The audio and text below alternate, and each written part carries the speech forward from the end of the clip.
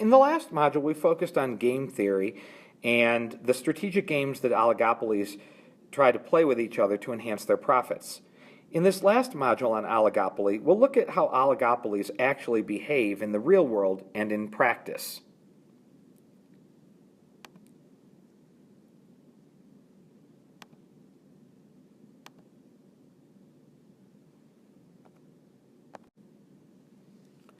So in this module, I will begin by discussing the legal constraints of antitrust policy, and then I'll explain how repeated interactions among oligopolists can result in collusion in the absence of any formal agreement.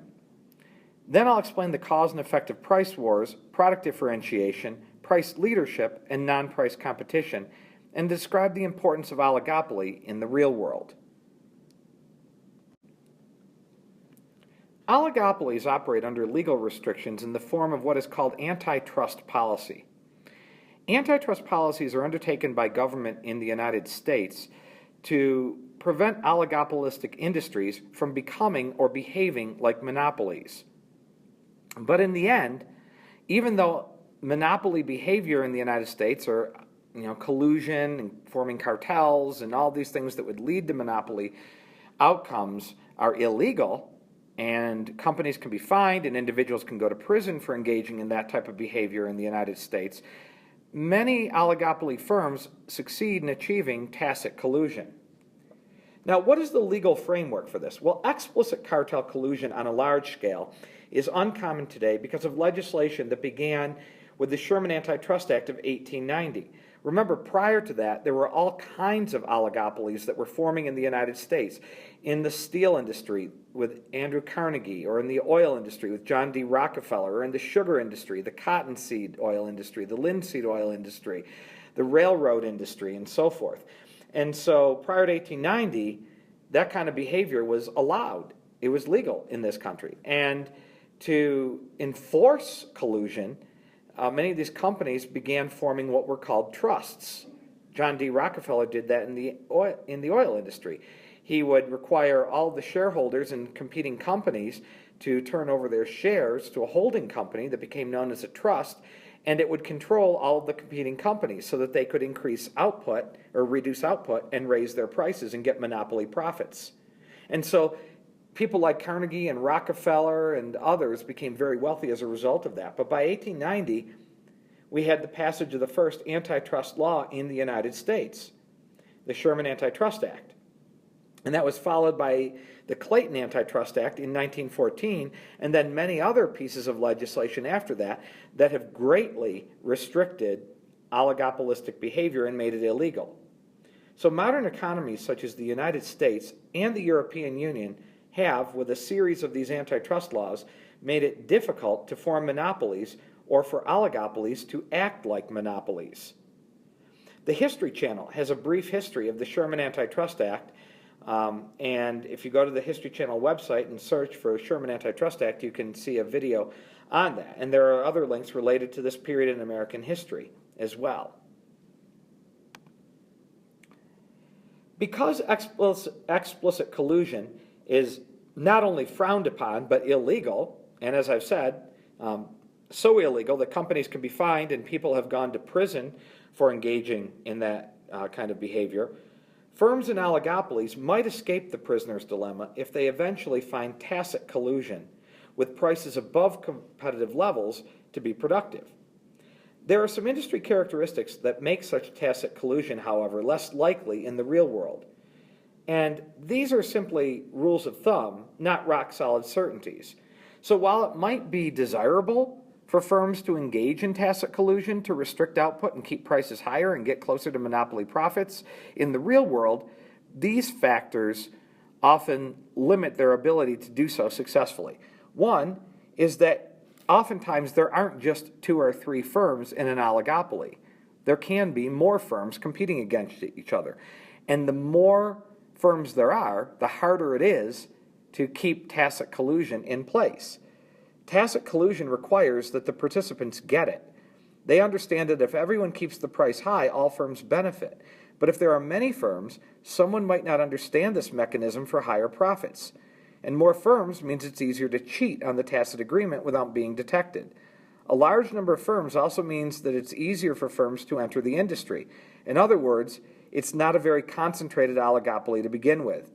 The more firms in the industry, the less likely tacit collusion will be successful. A second factor that can influence it is that there can be complex products and pricing schemes. Imagine the two cell phone providers, Verizon and AT&T, might consider tacit agreements on the price of phone service.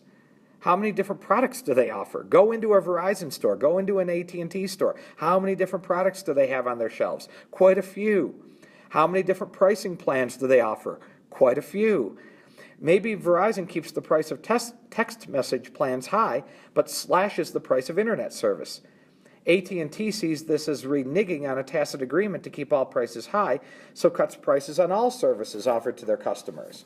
Or maybe one firm decides to keep the price the same for phone and internet service, but to attract customers, they provide heavily discounted phones and hands-free devices. The tacit agreement just can't keep up when there are a variety of products and related services.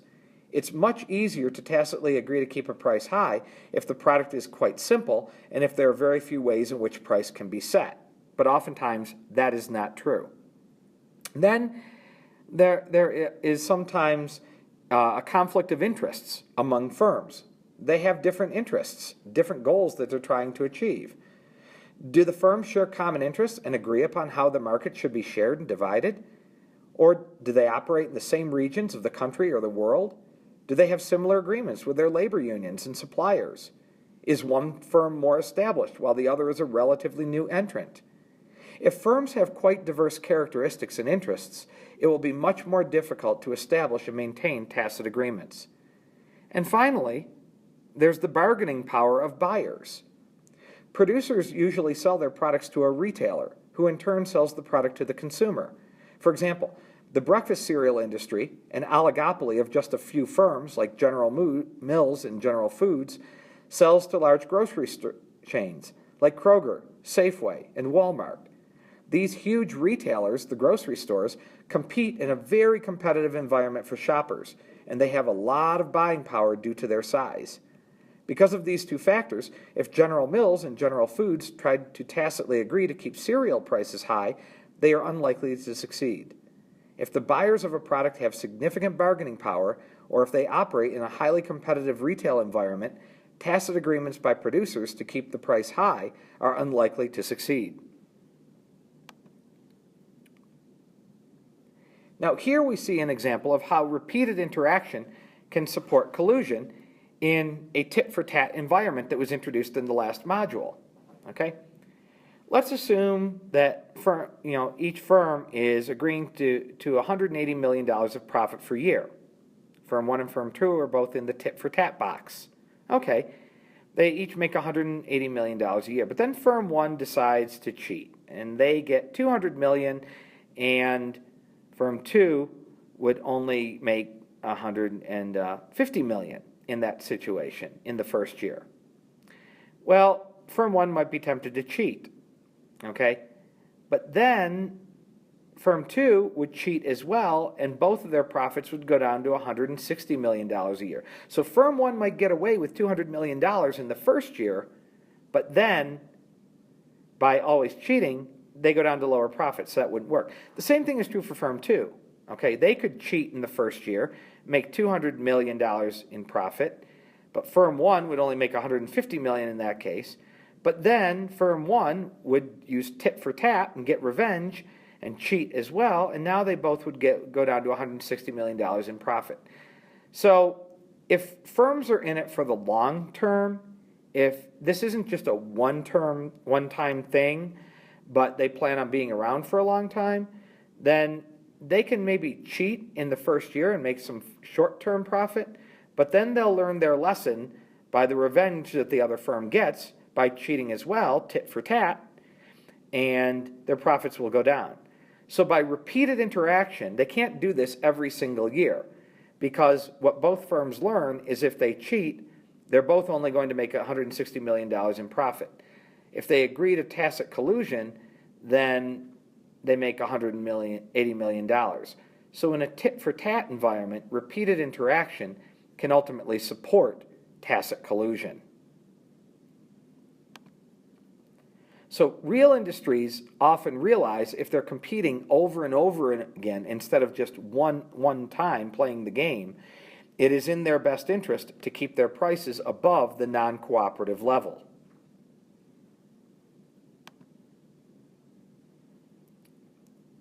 And as I've said before, a variety of factors make it hard for an industry to coordinate on high prices. And this just lists in more detail each of those strategies that I've already reviewed. So because tacit collusion is often hard to achieve, most oligopolists charge prices that are far below what they would charge if they could collude explicitly. They get closer to competing like they would in perfect competition, where the price they charge is actually closer to the marginal cost, and that is more like perfect competition. So sometimes tacit or implied collusion breaks down, and aggressive price competition amounts to a price war. We often see this with the airlines, where one firm like Southwest Airlines might lower the price, and then the other airlines, to get customers away from them, have to match that lower fare and lower their prices as well. So sometimes this tacit collusion ends up in a price war, with price actually coming down. This is an example that is talked about in your book. I won't take time to describe it here, but it shows how some art houses that were actually caught in explicit collusion, Christie's and Sotheby's, which are art house auctions, two of the most prestigious in the world in London and New York, got caught with illegal price fixing, and some of their top executives actually went to jail because of that. So it can happen even in the art world. Now, to limit competition, oligopolists will often engage in product differentiation. Okay? That's one of the ways that they might compete with each other, is to make their product somewhat different from their competitor so they don't have to compete as directly, and they can get customers away from them and not compete just based on the price alone. So product differentiation is a type of competition and an attempt by a firm to convince buyers that its product is different from the products of other firms in the industry. One of the characteristics, remember, of perfect competition was that firms produced identical products. This is key to the price-taking behavior we see in that market structure. When your product is identical to your competitor's product, it's awfully difficult to convince consumers to pay a higher price for yours. But other industries have lots of product differentiation. The market for athletic footwear, dominated by firms like Nike, Reebok, and Adidas, has a product like a pair of running shoes. But each firm spends lots of money developing characteristics that cause their shoes to stand out as different and better than rival shoes. If consumers agree with that, the firm can increase the price, and consumers will be willing to pay a higher price for shoes that they think are different. But if all firms agree that this strategy works, how will a tacit agreement on price develop? Maybe they need what we call a price leader. When products are differentiated, and it is sometimes possible for an industry to achieve tacit collusion through price leadership. A price leader is a firm that sets a price and the rival firms follow it. By following the leader, a tacit agreement is created. So oligopolists will often avoid competing directly on price by engaging in non-price competition through advertising and through other means. Firms can compete using these forms of non-price competition. So what are some of these forms of non-price competition? Well, maybe they might compete by offering a warranty or better service than their rivals. Maybe they compete by offering longer store hours. Maybe they will give you a charge card with a rewards program. Maybe they have personal shoppers, or maybe they have amenities like a cafe in the store. Those are all forms of non-price competition where oligopolists are not competing directly on price, but convincing consumers to pay more for their product than from their rival through these other forms of differentiating their product. Now, going back to price leadership, when this strategy occurs, one firm sets its price first, other firms follow. And so And one airline might say, okay, I'm going to raise my fares. And then other airlines look at it and they say, okay, this is the leader in the industry. Maybe it's United Airlines. They raise their fares. We're going to follow and raise our fares too. And when they do that, firms have a tacit understanding not to compete on price, but they'll often engage in very intense non-price competition using advertising and other means to try to convince consumers that their product is different in some way and to pay more for it and increase their sales. So this is an important form of non-price competition, advertising, because it creates a brand image in the mind of the consumer. And even if a product isn't really different, consumers might be convinced that it is different. And if consumers think a product is different, even if it isn't, think about generic ibuprofen or acetaminophen. But consumers will often pay more for the brand names of Advil and Tylenol because they're convinced that those products are better than their generic competitors, even though the chemical makeup of the drugs is just the same. So advertising is a form of product differentiation that is commonly used by oligopolists, and you need to know that and understand how they use it. So how important is oligopoly? Well, oligopoly is far more common than either perfect competition or monopoly. We see much more of it in the real world. After all, the oil industry behaves differently than the breakfast cereal industry, two common oligopoly industries. But economists still use the benchmarks of perfect competition and monopoly to gauge the behavior of oligopolists and the outcomes. Are firms able to tacitly raise prices? If so, the market will share more characteristics with monopoly, high profits and deadweight loss, than with perfect competition. But if they're not able to raise prices, then firms in an oligopolistic industry will look more like firms engaging in perfect competition, where price is closer to monopolistic competition. So it can go either way with oligopoly, and that's why it makes it so interesting to study. Predictions from the supply and demand model are often valid for oligopoly too, just as they were for perfect competition and monopoly. So is the model of perfect competition still useful? Yes, because important parts of the economy are fairly well explained by the perfect competition model. The analysis of oligopoly is much more difficult than that of perfect competition or monopoly. And so because of that, firms use all of these analytical tools like game theory and payoff matrices and price leadership and things like that to study it and understand it. But economists still like to use the assumption of perfect competition even with oligopoly. So for the AP exam, you should understand how oligopolists respond to their competitors. Now, we haven't seen a lot of oligopoly graphs recently on the AP exam. They haven't appeared in many years, but you should generally be familiar with how to do them. Because firms are interdependent, there are three types of oligopolies. Now, if they're engaged in price leadership, there is no graph. If they're a colluding oligopoly, there is one. If they're a non-colluding oligopoly, there is one as well. So what if we have an oligopoly where there is price leadership? For example, small-town gas stations. To maximize profit, what will they do? OPEC often does this with oil. Well, collusion is illegal. Firms cannot set prices. So price leadership is a strategy used by firms to coordinate prices without outright collusion. The general process is that one of the firms is seen as the dominant firm. They initiate a price change and raise their price, and then other firms follow the leader and raise their price as well. And this becomes tacit collusion. But there can be breakdowns in price leadership. Sometimes one firm, to try to increase its own profits, will break from the pack and lower its price. And that can begin a price war if other firms don't follow price increases of the dominant firm.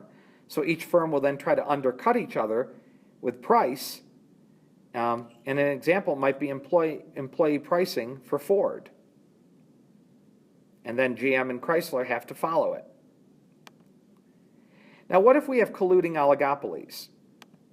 Well, a cartel is a formal type of a collusion where they actually, each one signs an agreement to restrict output. OPEC is the OPEC oil cartel, an agreement amongst governments to limit the production of oil. So a cartel is a group of producers that create an agreement to fix prices high and restrict output. So cartels set price and output at an agreed upon level. They all get together and they agree on this.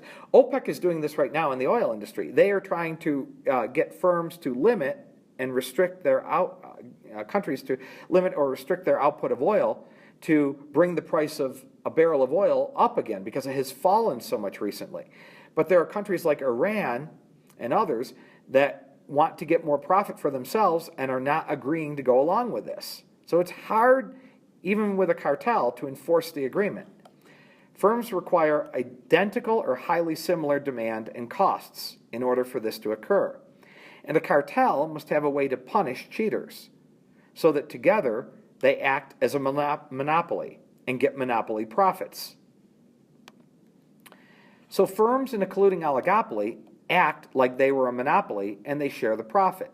So the graph for a colluding oligopoly looks much like the graph that we studied for a monopoly, where they set output where marginal revenue equals marginal cost, raise the price to the price that consumers are willing to pay on the demand curve, and then the difference between price and average total cost are the economic profits that firms are enjoying because of the collusion.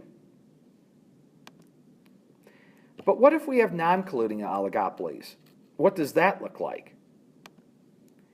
Well, it looks like something called the kinked demand curve model. The kinked demand curve model shows how non-collusive firms are interdependent. If firms are not colluding, they are likely to react to competitors' pricing in two ways. Number one, they might match the price of their competitor. If one firm cuts its prices, then the other firms follow suit, and that causes inelastic demand. Or they could ignore the change. If one firm raises prices, others keep the same price, causing elastic demand. If this firm increases its price and other firms will ignore it and keep prices the same, as the only firm with high prices, quantity demanded for this firm will decrease quite a bit and be very elastic.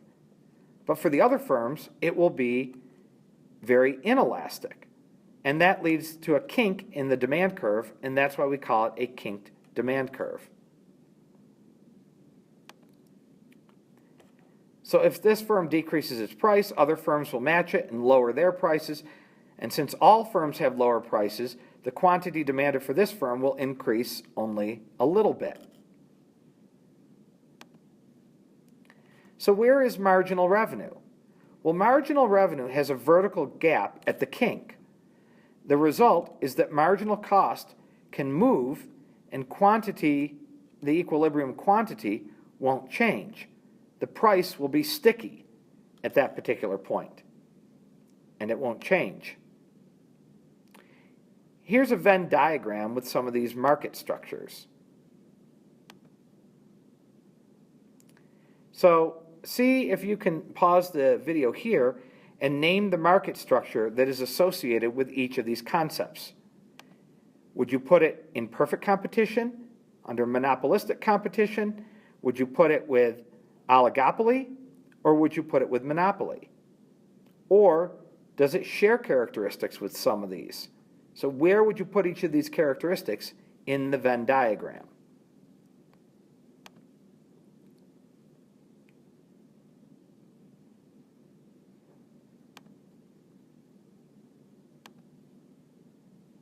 Okay?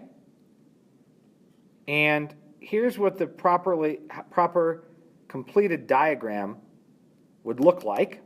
So hopefully you placed them correctly and put them where they belong. There are some examples that are given for each of these type of market structures of perfect competition, oligopoly, monopoly, and the last one that we will study next, monopolistic competition, and then what is common amongst all of them in the middle. Here's an activity on oligopoly that we will do in class on important terms to understand with oligopoly. And then here's a summary of what we've learned in this module.